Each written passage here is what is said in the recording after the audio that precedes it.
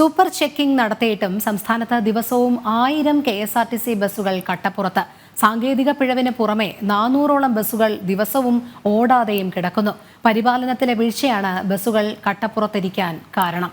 ടിൻഡു ദാസ് ചേരുന്നു വിവരങ്ങളുമായി. ടിൻഡു, വലിയ രീതിയിലുള്ള സാമ്പത്തിക പ്രതിസന്ധി KSRTC നേരിടുമ്പോഴും കട്ടപ്പുറത്താകുന്ന ബസ്സുകളുടെ എണ്ണത്തിലുള്ള വർധനവ് മാറ്റാനുള്ള യാതൊരു നടപടികളും നടത്തുന്നുമില്ല. പല ബസ്സുകളും ഒരിക്കൽ കട്ടപ്പുറത്തായി കഴിഞ്ഞാൽ പിന്നീട് അത് പരിപാലിക്കാതെ നശിക്കുന്ന ഒരു സാഹചര്യത്തിലേക്കാണ് കാര്യങ്ങൾ കൊണ്ടുചെന്നെത്തുന്നത്. വിശദാംശങ്ങൾ.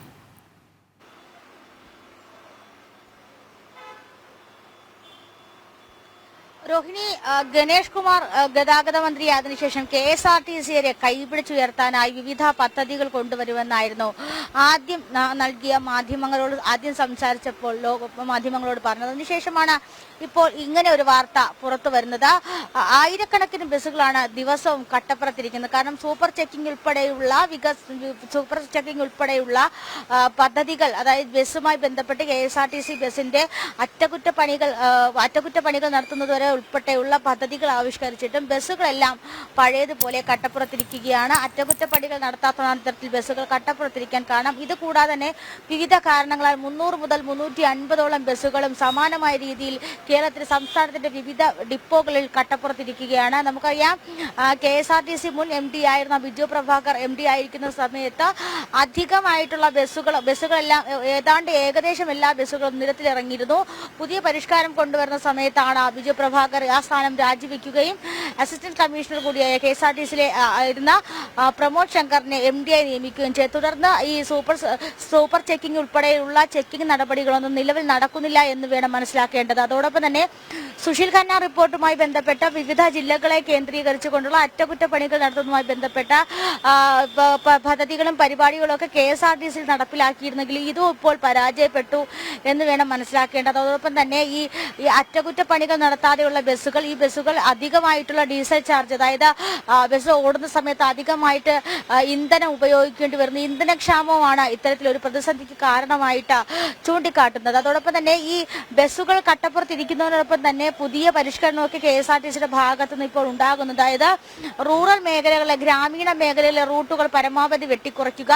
രാവിലെ 8 മണി മുതൽ 10 മണി വരെയുള്ള റൂട്ടുകളിൽ പരമാവധി ഓടിച്ചതിനു ശേഷം 10 മണി മുതൽ വൈകുന്നേരം 3 മണി വരെയുള്ള റൂട്ടുകൾ, അതോടൊപ്പം തന്നെ 9 മണിക്ക് ശേഷമുള്ള റൂട്ടുകളുമാണ് ഇപ്പോൾ പരമാവധി വെട്ടിക്കുറയ്ക്കാനുള്ള ഒരു ശ്രമത്തിലേക്ക് കടക്കുന്നത്. അപ്പോൾ സർവീസുകൾ വെട്ടിക്കുറയ്ക്കുന്നതിനൊപ്പം തന്നെ ബസ്സുകളുടെ അറ്റകുറ്റപ്പണികൾ പരിഹരിക്കാതെ ബസ്സുകൾ കട്ടപ്പുറത്തിരിക്കുന്ന സ്ഥിതി തന്നെയാണ് നിലവിൽ തുടരുന്നത്. നമുക്കറിയാം, തിരുവനന്തപുരം ജില്ലയെ സംബന്ധിച്ചിടത്തോളം അട്ടക്കുളങ്ങര അതുപോലെ തന്നെ ആനയിറ ഭാഗങ്ങളൊക്കെ KSRTCയുടെ ഈ ഡിപ്പോ, അതായത് KSRTCയുടെ അറ്റകുറ്റപ്പണികൾ പരിഹരിക്കുന്നതുമായി ബന്ധപ്പെട്ട സ്ഥലങ്ങളൊക്കെ ഉണ്ട്. അവിടെയൊക്കെ കാലങ്ങളായിട്ട് ബസ്സുകളെല്ലാം ഇപ്പോഴും തുരുമ്പടിച്ച് ദ്രവിച്ചുകൊണ്ടിരിക്കുകയാണ്. അതോടൊപ്പം തന്നെ ഈ അറ്റകുറ്റപ്പണികൾ നടത്തുന്നതിനായിട്ട് സ്പെയർ പാർട്സുകൾ വാങ്ങുന്നതുമായി ബന്ധപ്പെട്ട് പല ഘട്ടങ്ങളും KSRTC ബസ്സിന് ആവശ്യമായിട്ടുള്ള ചീത്തയായിട്ടുള്ള അല്ലെങ്കിൽ ഒരുപക്ഷെ കേടുപാട് സംഭവിച്ച സ്പെയർ പാർട്സുകൾ മാറ്റം ചെയ്യാതിരിക്കുകയും ഈ സ്പെയർ പാർട്സുകൾ ഉപയോഗിച്ചുകൊണ്ട് പിന്നീട് സർവീസ് പുനരാരംഭിക്കുകയൊക്കെ ചെയ്യും. അപ്പോൾ അതിനോടൊപ്പം തന്നെ ഈ കേടായ സ്പെയർ പാർട്സുകൾ കൊണ്ടുള്ള സർവീസുകളിൽ വീണ്ടും ബസ്സുകൾക്ക്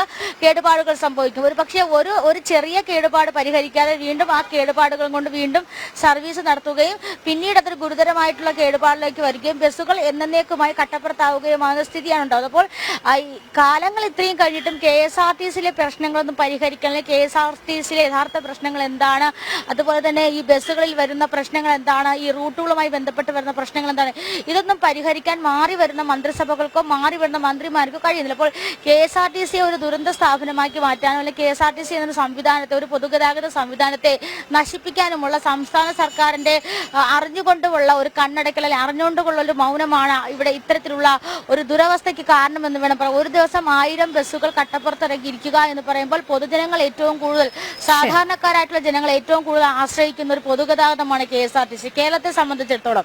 അപ്പോൾ 1000 ബസ്സുകൾ സർവീസിൽ, ഒരു പക്ഷേ 1000 ബസ്സുകൾ കട്ടപ്പുറത്തിരിക്കുക എന്ന് പറയുമ്പോൾ തന്നെ അത് ഏതുമാത്രം ഗുരുതരമായ ഒരു സാഹചര്യമാണെന്ന് പരിശോധിക്കേണ്ടതായിട്ടുണ്ട്. അപ്പോൾ ബസ്സുകളുടെ പരിപാലനത്തിന് സർക്കാരോ അല്ലെങ്കിൽ വകുപ്പോ കാര്യമായി ഇടപെടുന്നില്ല എന്ന് വേണം മനസ്സിലാക്കാൻ. രോഹിണി. ശരി, ടിൻഡു ദാസാണ് വിവരങ്ങൾ നൽകിയത്.